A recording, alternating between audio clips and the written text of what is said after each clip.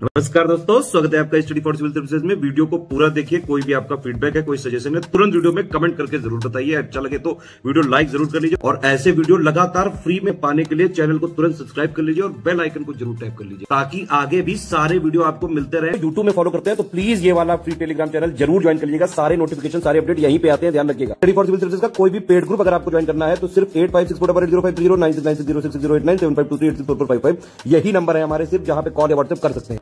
Instagram पे हमारा page जरूर फॉलो कर लीजिएगा, स्टडी फॉर सिविल .सर्विसेज है। ट्विटर पे हमको जरूर फॉलो कर लीजिएगा, @study for civils है। सारे क्वेश्चन अटेम्प्ट करिए और स्कोर अपना तुरंत कमेंट करके बताइए। समीक्षा अधिकारी के प्रीलिम्स एग्जामिनेशन के लिए जो कि आगे आने वाला है आपका, उम्मीद है आप बेहतर तैयारी में लगे होंगे और तैयारी के साथ साथ अभ्यास आवश्यक होता है, तो उसके लिए मॉक टेस्ट आपको दिए जा रहे हैं। ये मॉक टेस्ट की सीरीज आरंभ हो चुकी है। ये सेक्शन वाइज है, इसमें हिस्ट्री का पूरा हम देखेंगे। प्रश्न 50 हैं टोटल और ये बाइलिंगुअल फॉर्मेट में है। तो शुरू करते हैं। देखिए, ये पहला क्वेश्चन पूछ रहा है आपसे कि भारतीय राष्ट्रीय कांग्रेस का कौन वाला सेशन होता है, कौन वाला अधिवेशन होता है जिसमें कि गुरुदेव के द्वारा यानी रविंद्रनाथ टैगोर जी के द्वारा राष्ट्रीय गीत को गाया जाता है। और राष्ट्रीय गीत क्या है? वंदे मातरम है। राष्ट्रगान हमारा जनगण मन है और राष्ट्रगीत जो है वो वंदे मातरम है। तो आप बताएं, राष्ट्रगीत कब गाया जाता है, कौन वाला अधिवेशन होता है? इसमें आप प्रश्न को स्पष्ट तौर पे देख पा रहे हैं और इसका जो करेक्ट आंसर है वो इसमें कलकत्ता अधिवेशन हो जाएगा। कलकत्ता अधिवेशन, और कलकत्ता में कई बार अधिवेशन हुआ है। तो ये 1896 का था, 1896 का था और इसमें वंदे मातरम को पहली बार गाया जाता है रविंद्रनाथ टैगोर जी के द्वारा। और हाँ, इसके अध्यक्ष थे रहीमतुल्लाह सयानी। इसके बाद प्रश्न संख्या 2 को देखते हैं। स्वराज शब्द का पहली बार 1906 में उल्लेख किया गया था। 1906 का समय है, उस समय स्वराज शब्द का पहली बार उल्लेख किया जाता है। और उस समय कौन भारतीय राष्ट्रीय कांग्रेस का अध्यक्ष था, आपको ये बताना है। 1906 का समय यानी बंग भंग हो चुका था और लोगों के अंदर विद्रोह की ज्वाला भड़क रही थी, तो स्वदेशी स्वराज ऐसे शब्द निकलकर सामने आ रहे थे। तो ये कौन सा अधिवेशन था ये भी आपको पता होना चाहिए, प्लस यहाँ पर अध्यक्ष पूछा है तो वो बताइए। नाम दिया हुआ है, रास बिहारी घोष है, मदन मोहन मालवीय हैं, दादा भाई नौरोजी हैं, लाल मोहन घोष हैं। और इसमें से करेक्ट आंसर क्या होगा? दादा भाई नौरोजी। ठीक है, और ये कलकत्ता अधिवेशन था, 1906 में होता है। दादा भाई नौरोजी को आप चुन लें, ये सी वाला विकल्प हमारा सही हो जाएगा। ठीक है, 1906 में होता है, स्वराज शब्द का पहली बार उल्लेख किया जाता है। प्रश्न संख्या 3 को देखें। गलत विकल्प का चयन करना है। धर्म सभा की स्थापना होती है 1830 में। धर्म सभा की स्थापना कलकत्ता में होती है, वेन्यू भी बता दिया है। और संस्थापक कौन थे? राधाकांत देव। अब ये सारी सूचनाएं तो दे दी है, इसमें मतलब दी हुई है पहले से। आप ये बताइए कि इसमें से गलत कौन सा है। इसमें इंफॉर्मेशन आप देख रहे हैं। अब धर्म सभा के बारे में ये जितनी भी इंफॉर्मेशन दी है सभी सही है, तो अब इसमें से चुनना किसको चाहिए? डी वाले को। नॉन ऑफ दीज यानी कोई भी गलत नहीं है, जितने हैं वो सभी सही हैं। प्रश्न संख्या 4। अब यहाँ आप देखें, यहाँ पागलपंथी आंदोलन के बारे में सूचना दी है कि ये किसान आंदोलन था। ये क्या है? पीजेंट मूवमेंट है। और इसका जो क्षेत्र है वो बंगाल का मैमनसिंह डिस्ट्रिक्ट है, वहां से ये स्टार्ट होता है और उसके बाद बंगाल के बहुत सारे हिस्सों में फैल जाता है। करम शाह और उनके लड़के थे टीपू, उन्होंने पागलपंथी आंदोलन को नई दिशा दी, यानी वही लीडर थे। अब इस प्रकार से ये सूचनाएं दी हुई हैं, 3 स्टेटमेंट है। आप देखकर बताएं कि इसमें से सही कौन सा है। पागलपंथी विद्रोह, और ये सही बात है कि पागलपंथी आंदोलन या पागलपंथी विद्रोह ये किसान आंदोलन के अंतर्गत आता है। ये आदिवासियों का जो जनजातीय आंदोलन है उसके अंतर्गत नहीं रखा गया था। तो बात ठीक है, और इसमें जितनी भी सूचनाएं हैं वो सभी सही हैं और इसलिए हम डी वाले विकल्प का चयन करते हैं। सारी इंफॉर्मेशन जो है वो परफेक्ट है और ये 1825 से लेकर 1835 तक चलता है। प्रश्न संख्या 5 को देखते हैं। वर्ष 1781 उत्तर प्रदेश राज्य के 3 जिलों में नागरिक विद्रोह होते हैं। कौन सा उससे अछूता था, यानी उन 3 जिलों से बाहर है, उस लिस्ट से बाहर है, उस जिले को बाहर करके बताइए। यानी जो 3 शामिल थे वो आपको नहीं चुनना है, जो नहीं शामिल था वो चुनकर बाहर करना है। तो आप ये तो जानते ही हैं कि ये जो 1781 के आसपास का समय है, ये मतलब 1857 से पहले ही विद्रोह की ज्वाला जगह जगह भड़क रही थी। और उत्तर प्रदेश में गोरखपुर इस मामले में ज़्यादा सक्रिय था, बस्ती जिला भी था और बहराइच भी था, लेकिन मेरठ इसमें शामिल नहीं था। मेरठ बाद में शामिल होता है। ठीक, तो इसमें से हम चुनेंगे किसको? सी वाले विकल्प को चुनेंगे। ये 1781 का समय है। प्रश्न संख्या 6 को देखते हैं। अब यहाँ पर 1883 की बात हो रही है और यहाँ थोड़ा सा जो हिंदी वाला इसका रूपांतरण है ना, द बंगाली है ये, असल में द अलग है और बंगाली अलग है। तो द बंगाली एक यहाँ पत्र है और उसकी टिप्पणी पर न्यायालय की अवमानना, मतलब यहाँ ये पूछा जा रहा है कि 1883 में द बंगाली में किसी व्यक्ति के द्वारा कोई टिप्पणी की गई थी और उसमें न्यायालय की अवमानना का दोष उनके ऊपर लगा था और कलकत्ता उच्च न्यायालय के द्वारा उन्हें 2 साल के लिए कारावास दे दिया गया था, यानी सजा सुनाई गई थी। तो आप बताइए व्यक्ति कौन से हैं जिन्होंने ये आलेख लिखा था? लिखने वाले व्यक्ति कौन? और छठवें प्रश्न को आप देख रहे हैं, करेक्ट आंसर क्या होगा? सुरेंद्रनाथ बनर्जी होगा। ठीक है, सुरेंद्रनाथ बनर्जी के द्वारा ये टिप्पणी, ये आर्टिकल लिखा गया था और उसके बाद उनके ऊपर न्यायालय की अवमानना का दोष मढ़ दिया जाता है। इसके बाद आगे बढ़ते हैं, प्रश्न संख्या 7 को देखते हैं। निष्काम कर्म मठ, ये जो है इसकी स्थापना धोंडू केशव कर्वे, यानी जिन्हें आप DK कर्वे कहते हैं, तो उनके द्वारा की गई थी 1910 में। इसमें बहुत सारी सूचनाएं तो प्रश्न में ही दी हुई है, आप देख रहे हैं। हो सकता है यही पूछ लिया जाए कि स्थापना किसने की थी, कब की थी, वो पूछा जा सकता है। अब आप फिलहाल यहाँ बताइए कि कहाँ पर की गई थी, इसका स्थान कौन सा था।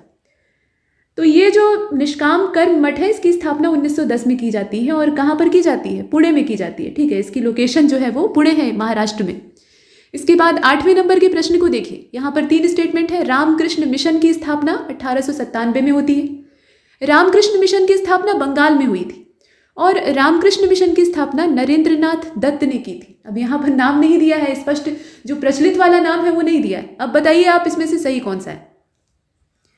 तो इसमें भी आप D वाले विकल्प को चुन लीजिए। ये नरेंद्रनाथ दत्त देखकर आपको कंफ्यूज नहीं होना है, ये स्वामी विवेकानंद ही तो है। उनका जो असली नाम है वो दिया हुआ है। संत बनने के बाद वो विवेकानंद हो जाते हैं, विवेक उनके पास जागृत हो जाता है तो वो विवेकानंद हो जाते हैं, लेकिन उनका जो माता पिता के द्वारा रखा हुआ नाम था वो नरेंद्रनाथ दत्त ही था।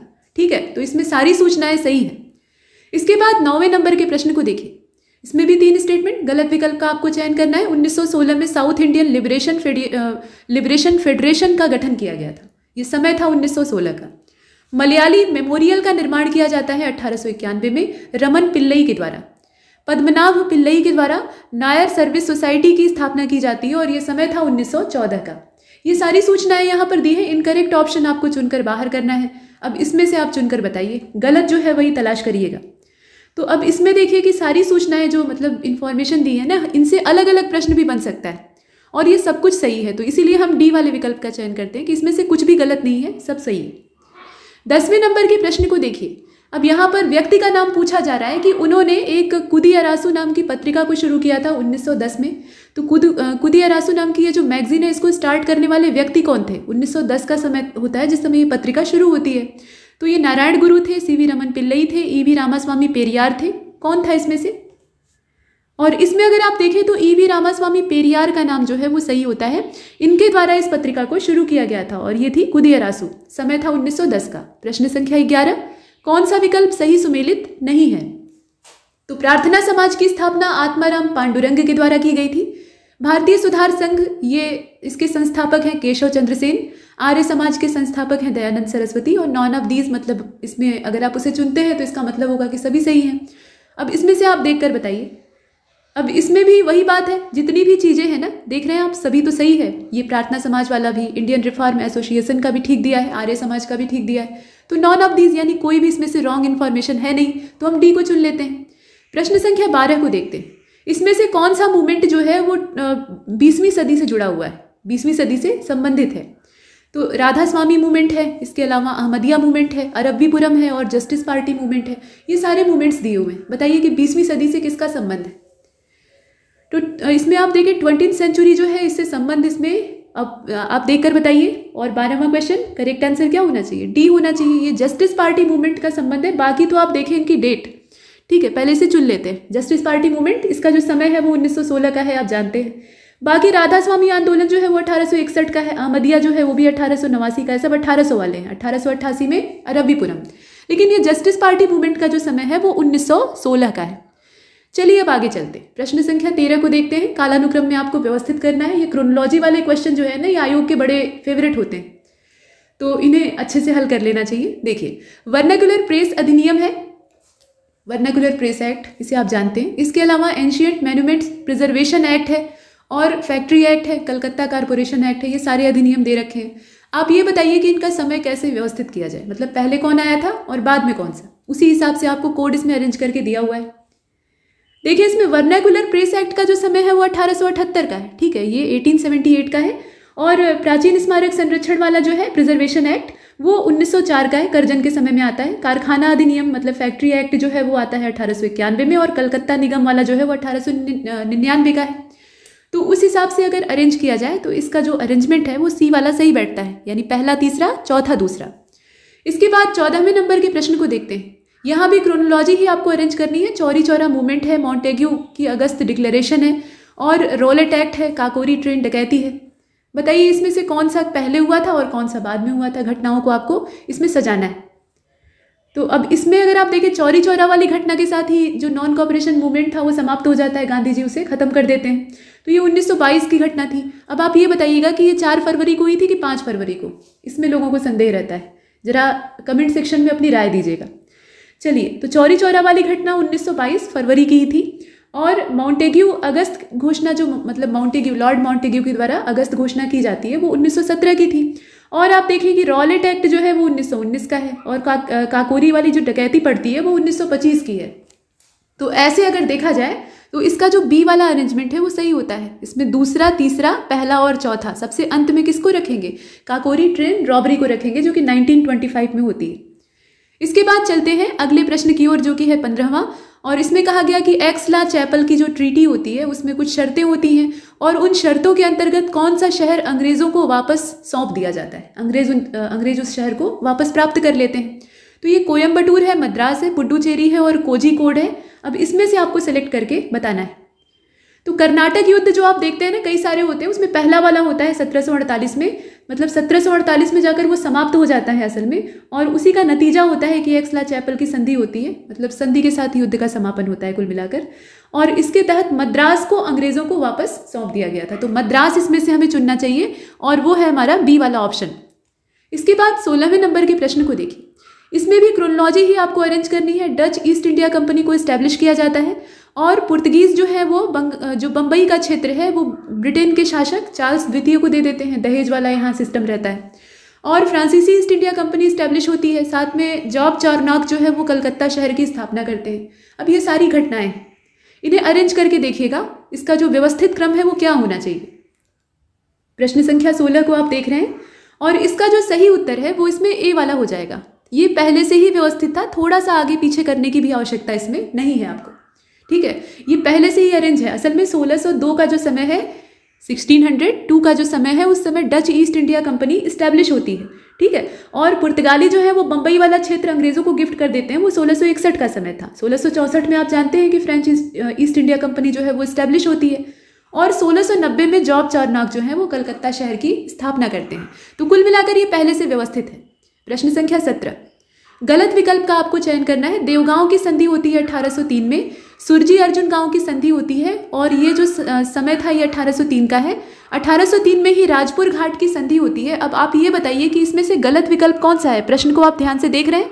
अब इसमें राजपुर घाट की संधि वाला जो ऑप्शन दिया है ना, 1803 का समय दिया है, जबकि ये 1806 में होती है। ठीक है, इसका समय जो है वो 1806 का है, न कि 1803 का। बाकी चीजें सही हैं, तो सी वाले विकल्प को बाहर कर देते हैं।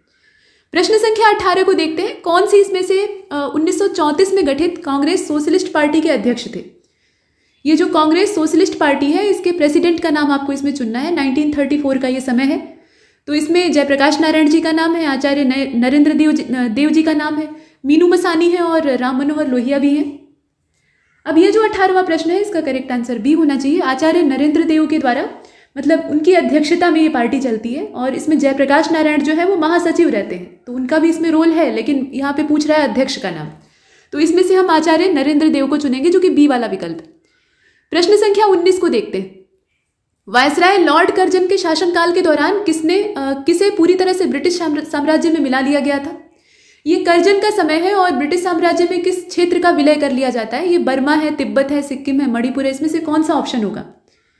तो आप देखें तिब्बत का विलय कर लिया जाता है, लासा की संधि होती है, ये लॉर्ड कर्जन का समय है। ठीक, तो इसमें से हम तिब्बत वाले विकल्प को चुनते हैं, जो कि सी वाला विकल्प हमारा दिखाई दे रहा है। प्रश्न संख्या 20 को देखते हैं। यहाँ पर शासक और राज्यों का नाम दिया है, कौन सा सही सुमेलित नहीं है, यानी गलत मिलान किया हुआ है, वो आपको बताना है। तो राणा हमीर जो है ये मेवाड़ के शासक थे, राणा चुंडा जो थे ये मारवाड़ के रूलर थे और मलिक राजा फारूकी ये मालवा के थे, और मलिक सर बरख्वाजा जहाँ जो है ये जौनपुर का शासक था।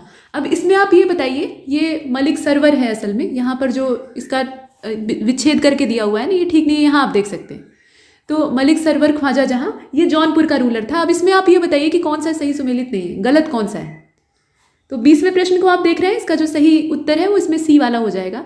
देखिए मलिक राजा ये फारूकी जो हैं ये मालवा के यहाँ पर दे रखा है, जबकि ये खान देश के थे। ठीक है, ये रूलर कहाँ के हैं, खान देश के हैं।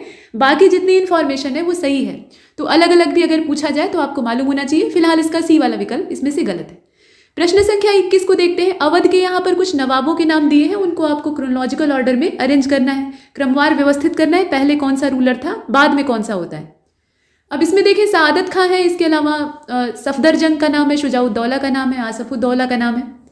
21 देखिए सआदत खां बुरहानुल मुल्क कहा जाता था इसे, और इसके समय में ये अवध पूरा स्वतंत्र होकर एक अलग राज्य के तौर पे विकसित होता है। 1722 से लेकर 1739 इनका समय है। उसके बाद सफदरजंग का टाइम है जो कि 1739 से लेकर 54 तक रहता है। शुजाउद्दौला का 1754 से लेकर 75 तक रहता है, इसका नाम आपको याद होगा। और अंत में आसफुद्दौला को आप देखते हैं, ये 1775 से लेकर 97 तक चलता है। तो कुल मिलाकर इसमें अगर देखें तो इसका जो सी वाला विकल्प है वो सही दिखाई देता है। ये पहले से व्यवस्थित था, इसमें कुछ भी नहीं करना था। प्रश्न संख्या 22 को देखते हैं। किस राज्य ने डोडिया मुद्रा जारी की थी? डोडिया मुद्रा को जारी करने वाला, डोडिया करेंसी को जारी करने वाला राज्य कौन सा था? यहाँ बीकानेर, अरवल, जैसलमेर और धौलपुर का नाम भी दिया हुआ है। अब इसमें 22 को आप देख रहे हैं, करेक्ट आंसर क्या होना चाहिए? सी होना चाहिए। जैसलमेर के द्वारा इसे जारी किया गया था। ठीक है, जैसलमेर को चुन लेंगे, सी वाला विकल्प हमारा सही हो जाएगा। तो जैसलमेर को हम चुन लेते हैं और आगे बढ़ते हैं। प्रश्न संख्या 23 में पूछा गया कि मुजफ्फर खान को निम्नलिखित में से कौन से मुगल शासक के शासनकाल में वजीर के पद पे नियुक्त किया गया था? ये समय जो है ये किसका था आप बताइए? बाबर के समय में किया गया था, औरंगजेब के समय में, अकबर के समय में, या गयासुद्दीन बलबन के समय में? मुजफ्फर खान को आप देख रहे हैं और करेक्ट आंसर इसका क्या होना चाहिए? सी वाला। अकबर के समय में किया गया था, अकबर के समय में मुजफ्फर खान को नियुक्त किया गया था। बाबर के समय में निजामुद्दीन मोहम्मद खलीफा को नियुक्त किया गया था वजीर या दीवान के पद पे। और शाहजहां के समय में आसफ खान को नियुक्त किया गया था, असद खान को अपॉइंट किया गया था औरंगजेब के टाइम में।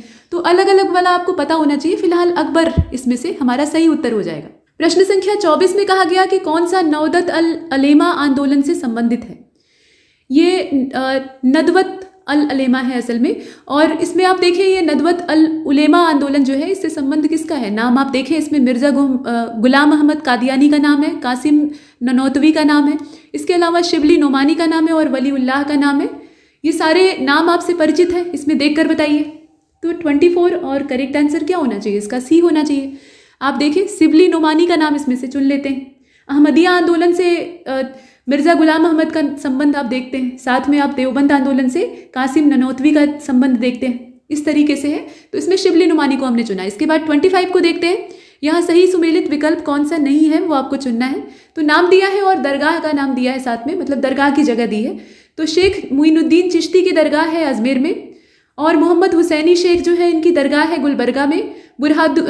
बुरहानुद्दीन गरीब की जो दरगाह है वो दौलताबाद में है, और निज़ामुद्दीन औलिया की है लखनऊ में, ऐसा दिया हुआ है। अब इसमें से गलत कौन सा है आप देखकर बताएं। तो डी वाला इसमें गलत दिया है। ये निज़ामुद्दीन औलिया का लखनऊ में कहाँ से पहुंच जाएगा? इसमें से हम डी वाले विकल्प को बाहर कर देते हैं। ठीक है, निज़ामुद्दीन औलिया की दरगाह कहाँ पे है? दिल्ली में है, न कि लखनऊ में। प्रश्न संख्या 26 को देखते हैं। महर्षि कपिल निम्नलिखित में से कौन से दर्शन के प्रवर्तक थे? ये न्याय दर्शन था, वैशेषिक था, सांख्य था, मीमांसा था। अब इसमें से आप सी वाले विकल्प को चुनेंगे। ये सांख्य दर्शन था जो कि कपिल मुनि के द्वारा प्रवर्तित किया गया था। बाकी वैशेषिक दर्शन को आप देखते हैं, ये महर्षि कणाद के द्वारा दिया गया था।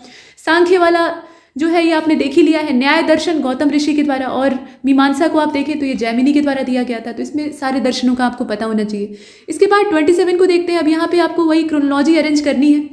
तो मध्य एशिया का शासक ये मोहम्मद गोरी जो है ये उत्तर भारत पर विजय प्राप्त करता है। ये वाला समय मोहम्मद गोरी ने पहला आक्रमण मुल्तान पे किया था, धीरे धीरे हमला करके जीतते हुए वो आगे चलता है। और मोहम्मद गोरी ने गुजरात पर भी हमला किया था। अब ये सारा जो यहाँ पे घटनाक्रम दिया हुआ है, इनकी डेट आपको पता होनी चाहिए। साथ में चौथी वाली घटना ये कहती है कि पृथ्वीराज चौहान और मोहम्मद गोरी के बीच में तराइन का पहला वाला युद्ध होता है, पहला वाला, जिसमें कि राय पिथौरा जो है वो जीतते हैं। तो अब ये बताइए कि इसमें जो क्रम है वो कौन सा होना चाहिए? सारी जो घटनाएं हैं उनकी तारीखें आपको मालूम होनी चाहिए। और 27 जो है इसका करेक्ट आंसर ए हो जाएगा। यहाँ आप देखें दूसरा, तीसरा, चौथा और पहला, यही वाला जो क्रम है ये सही होगा, क्योंकि ये मध्य एशिया का जो शासक है ये उत्तर भारत पर विजय प्राप्त करता है। गोरी ये 1192 का समय है, मतलब तराइन का दूसरा वाला युद्ध। और पहला आक्रमण जब मुल्तान पे होता है वो समय 1175 का था। 1178 में गुजरात पे हमला करता है और 1191 में तराइन वाला पहला युद्ध होता है। इसके बाद प्रश्न संख्या 28 को देखते हैं।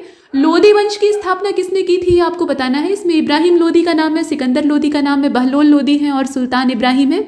ये सारे नाम आप देख रहे हैं।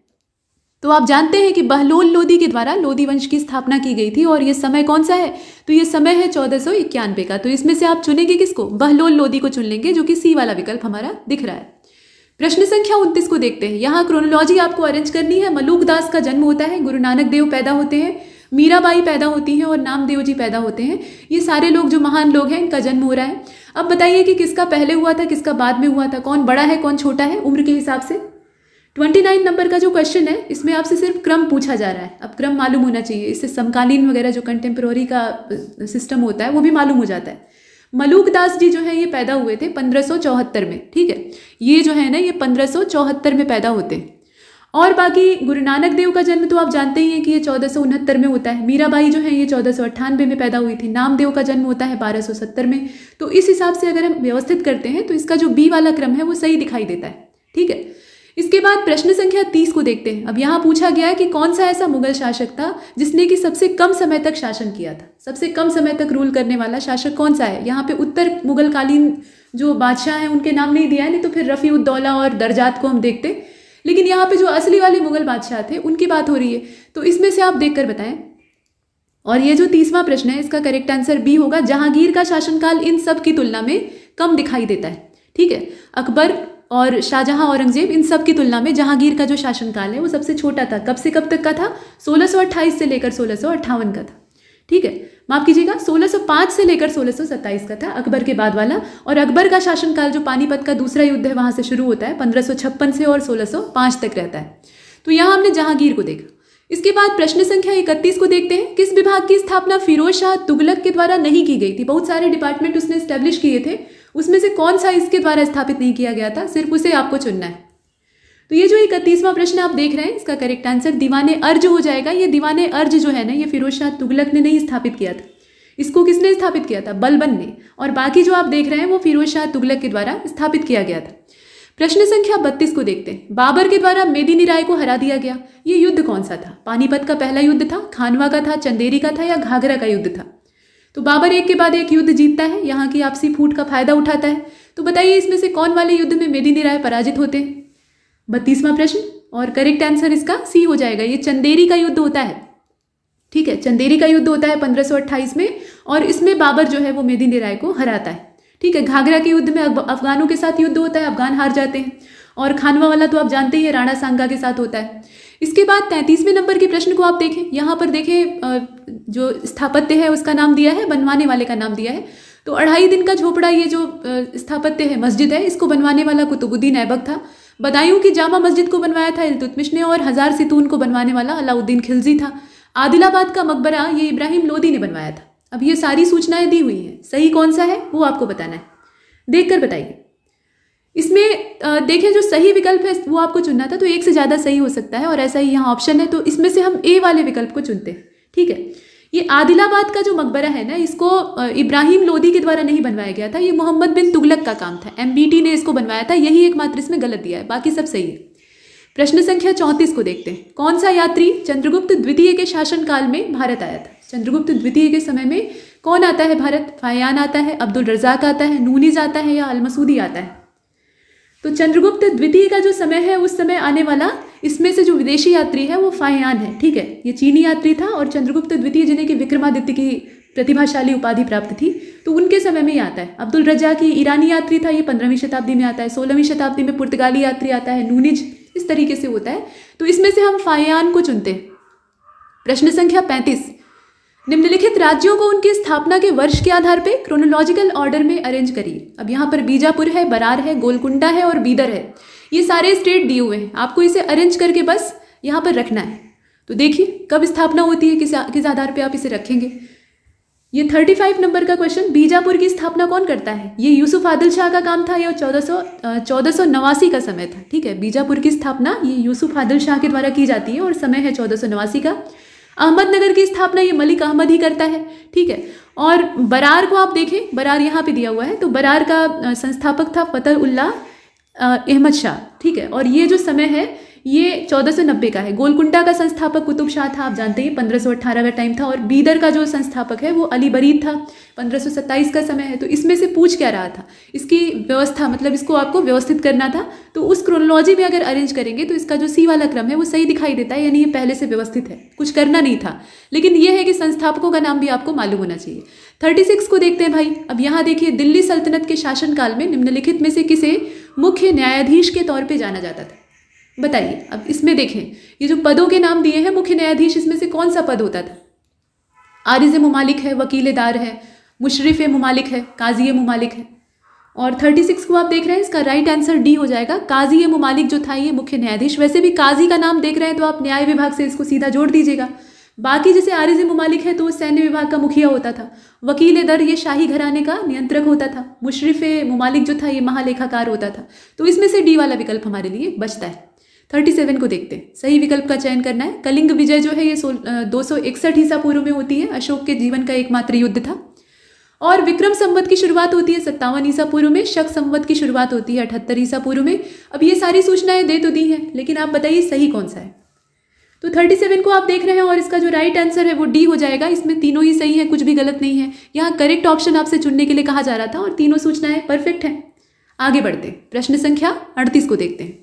इसमें से आपको ये बताना है कि किस आयोजन में, मतलब जितने भी आयोजन यहाँ पर दिए हैं, आयोजन नहीं असल में घटनाएं हैं तरह तरह की, तो कौन सा पहला कहा जा सकता है। अब इनकी तारीखें आपको मालूम होनी चाहिए। तो सिंध पर पहला अरबों का हमला होता है। कन्नौज के शासक के यहाँ कन्नौज के शासक के रूप में भोज राजा का राज्याभिषेक होता है, कोरोनेशन होता है। और चोल राजा था राजा राज, उसका राज्याभिषेक होता है। जैन परंपरा के हिसाब से चंद्रगुप्त का राज्याभिषेक होता है। ये सारी जो सूचनाएं हैं वो दी हुई हैं। इनकी तारीखें आपको मालूम होनी चाहिए, तभी आप इन्हें बता सकते हैं, मतलब इन्हें देखकर बता सकते हैं कि कौन इसमें पहले घटी थी। अब ये जो 38वां प्रश्न है, इसमें करेक्ट आंसर डी होना चाहिए। जैन परंपरा के हिसाब से चंद्रगुप्त का राज्याभिषेक होता है। ये वाला जो डी वाला विकल्प है ये इसमें से सबसे पहले, ये 313 ईसा पूर्व की बात है। बाकी जितने हैं ना सब ईस्वी में हैं। जैसे कि सिंध पर पहला अरबों का हमला होता है, वो 712 का समय था, आप जानते हैं। और भोज राजा का राज्याभिषेक 836 ईसा पूर्व, माफ कीजिएगा 836 ईस्वी का समय था। और राजा राज का जो राज्याभिषेक है, चोल शासक था, ये 985 का समय। तो ये सबसे पहले घटी घटना है जिसे हमने डी वाले विकल्प में चुना।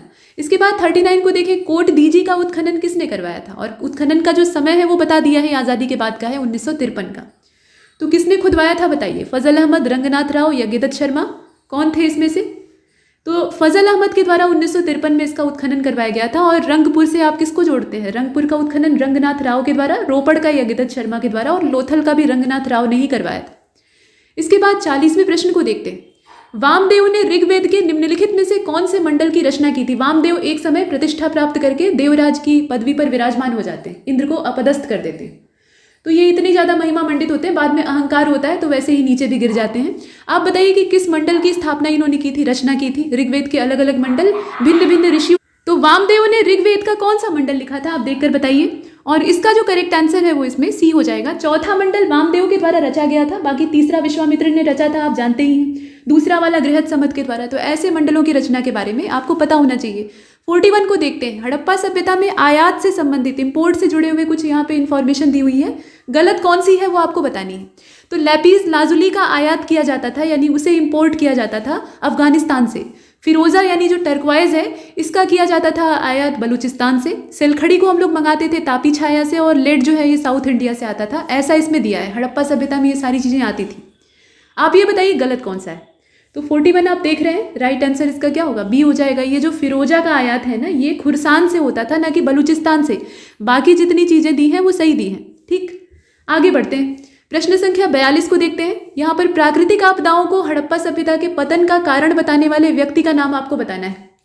हड़प्पा सभ्यता जितनी तेजी से विकसित होती है उतनी तेजी से समाप्त भी हो जाती है।